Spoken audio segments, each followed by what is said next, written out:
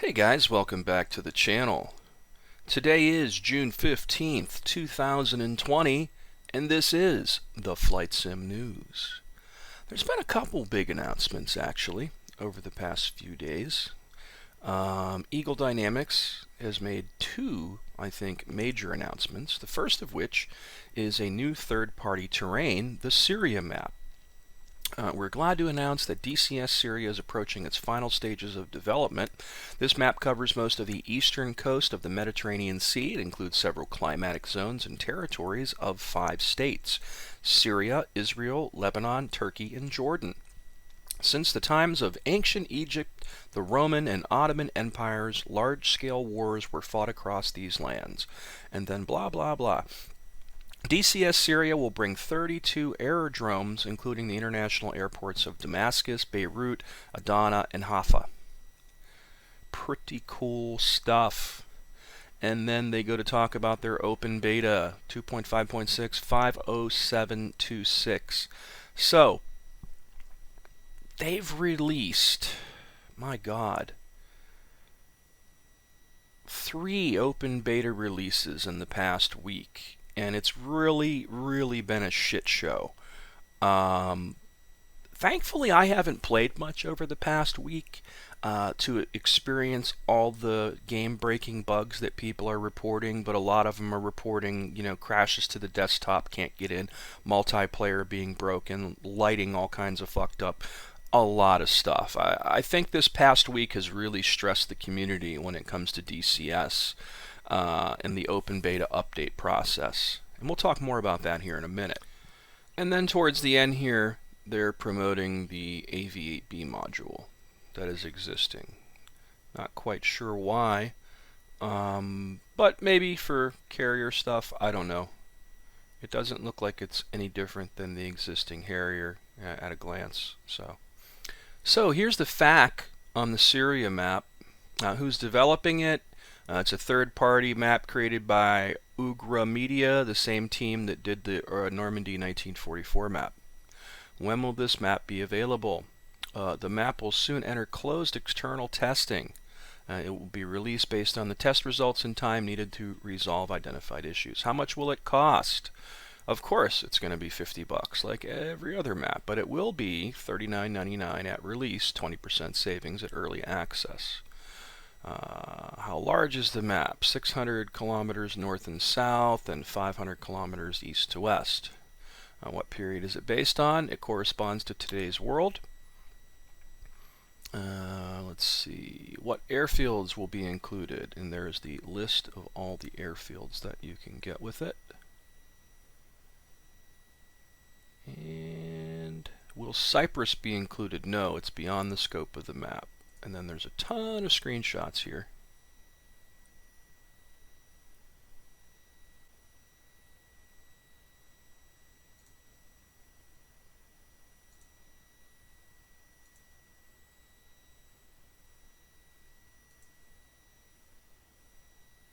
Looks pretty cool, actually. Now that looks really nice.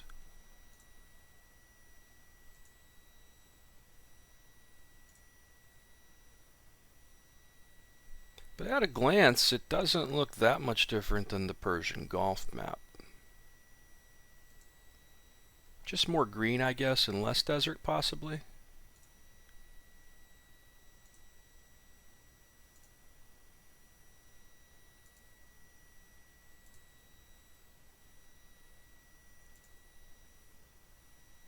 Not bad at all.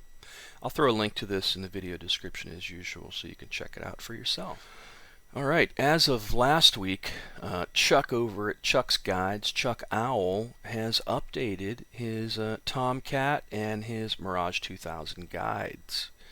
If you haven't checked out the Chuck's Guides, they're amazing PDFs that go through step by step of how to perform various tasks in the cockpit and to utilize the avionics and weapons systems.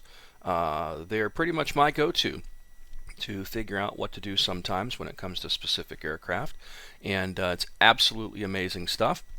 I will throw a link to this in the video description as usual. Now this is interesting. Over on the developers page for IL-2 Great Battles, their dev diary only goes up to 252, and the one on Steam was updated before the one over on their official standalone page, which I thought was kind of weird. They do have some shots, though, of the Hurricane, which I thought was pretty awesome.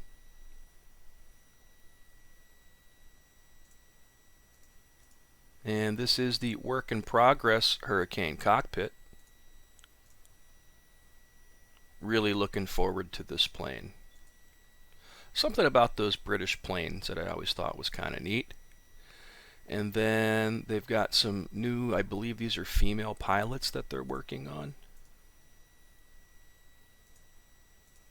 These guys just never stop.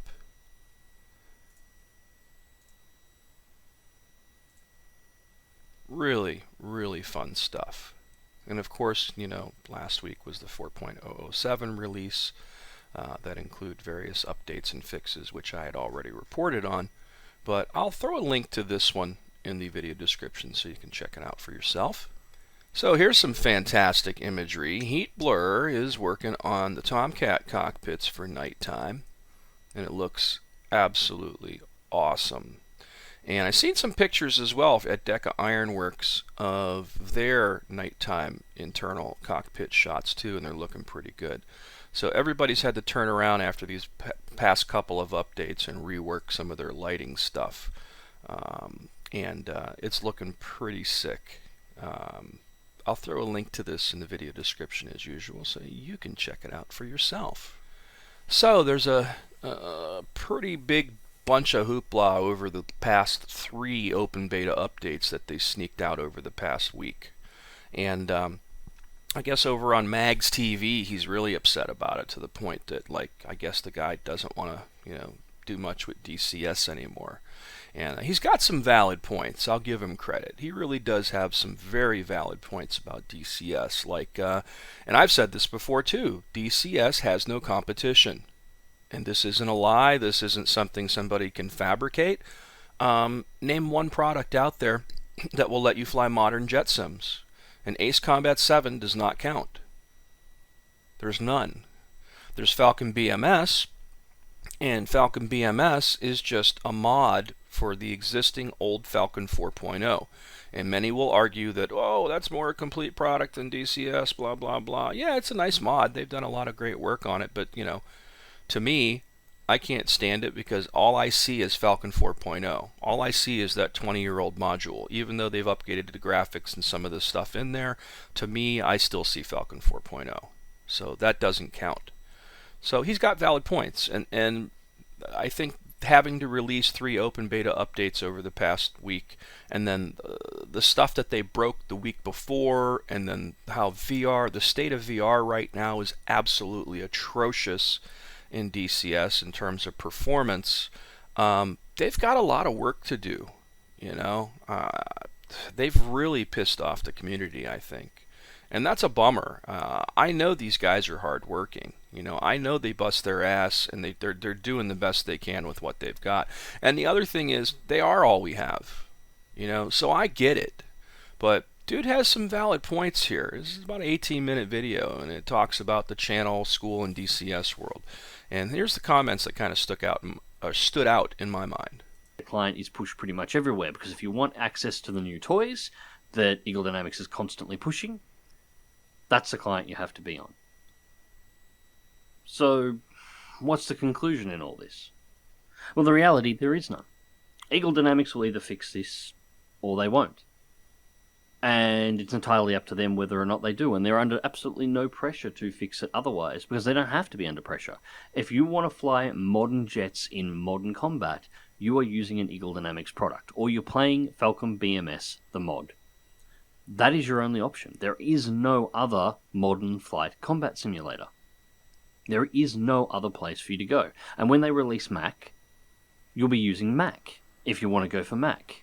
If you find that a more interesting option, or if it's a better finished option, which is still an Eagle Dynamics product, which means Eagle Dynamics will still have no reason to fix anything, because one way or another you're going to be using one of their products, because nobody else is in the modern flight. So I don't think they're not fixing it because they don't want to. I think that, they might be overwhelmed, and, I've had questions about how they do things too. But, it's not my company. I can't sit there and dictate to them how to best do what they do, because everything is ran based on the circumstances of the company and how many people do they have? What are their timelines? What is their finances? You know what I mean? It's a lot bigger picture than what somebody can say out of anger, I guess, is what it comes down to. And do they piss me off too? Fuck yeah, they do. 1 minute they're nice to me, and then the next minute they give me shit and tell me I don't have enough viewers to be on their radar. Yet they'll do interviews with me and support me in other ways. You know what I mean? Like, that's the whole thing. Believe me, personally, I'm at wit's end with Eagle Dynamics right now myself, because I do nothing but cover their products. And, when it came time to be on the preview for the super carrier, which I was told I would get, and then tell me otherwise, yeah, that was pretty shitty. That was really shitty. And then the owner, Nick Gray, he watches my channel. He enjoys what I do and has thanked me for my passion. But his own company really doesn't see me as being on their radar anymore and doesn't want to support me because I don't have 5,000 subscribers. I got damn near 2,000, but not 5,000. So believe me, I've had it with Eagle Dynamics as well. But have I had it enough to not cover their products? No. And it's because they are the only show out there when it comes to covering modern combat jets. And I love it. I still love flight sims in general, so I'm not going to sit there and shoot myself in the foot and say I'm not going to cover their products. Do I think they need a better PR structure and people to deal with, and, that they should probably support people like me that go out of my way to, really tell it like it is, and isn't afraid to, come out there and say what I have to say about a product or how I feel about something in fear of not being supported? Yeah, I'm the kind of person they need, and I've been doing this for 3 decades. Technically, I'm one of the few people that put them on the map to begin with when I covered their flanker products back in the day, when nobody else was at first. So, I've had it with Eagle Dynamics too, believe me. I think it's pretty shitty what I've had to deal with recently when it comes to Eagle Dynamics, trying to deal with them directly to cover their products when everybody else has no problem working with me. But, since my channel doesn't have 5,000 subscribers yet, I'm not on their radar from what I'm told. Pretty shitty. But again, I'm still going to cover their products because they are what's going on. And I enjoy it. I enjoy their products. How I feel personally about, recent experiences trying to deal with Eagle Dynamics does not stop me from doing my job, which is offering fair coverage with the passion that I have for flight sims. That's not going to stop. But I'm not going to stop playing DCS either. But it's interesting, because now it goes on, Nick Gray responds to them, and I found this over on Hoggit, and here's Nick's complete response to MAGZ video. And it looks like Nick might have taken what he said the wrong way. I'm not entirely sure. Nick comes to my channel and watches my videos and whatnot, so I'm sure he'll see this, and he can respond to it as well, how he sees fit. I'd love to do an interview with Nick, to be honest, and maybe I will here in the near future, and I'll take some viewer questions, and maybe I can work something out with Nick directly, and we can do an interview on the topic and see where everything is and what he really thinks about what's going on. And the door is open to you, Nick, if you would like to, talk with me on the channel about where things are, and I will be nothing but fair and honest in the questions that I have from viewers and myself, and maybe we can help, bring things together a little bit more, because I know the community is really pissed off at Eagle Dynamics right now. I am a little bit, but, not enough to not do things the right way, which I've always done. But here's Nick's response, and I'm going to keep watching this, and we'll see where this is going. All right, guys, there is 41 hours left in the Heatblur and Meteor giveaway. 41 hours left. I only have 396 entries. The last one ended at 690. Get over there and get your chances to win, because somebody's going to win a copy of Heatblur's F-14 Tomcat module for DCS World, and the runner-up is going to get Meteor's System Failure album. So get on over, check it out. I'll throw a link to this in the video description as usual. And as always, thanks so much for watching. Please subscribe to the channel. Feel free to hit that like button. And until next time, guys.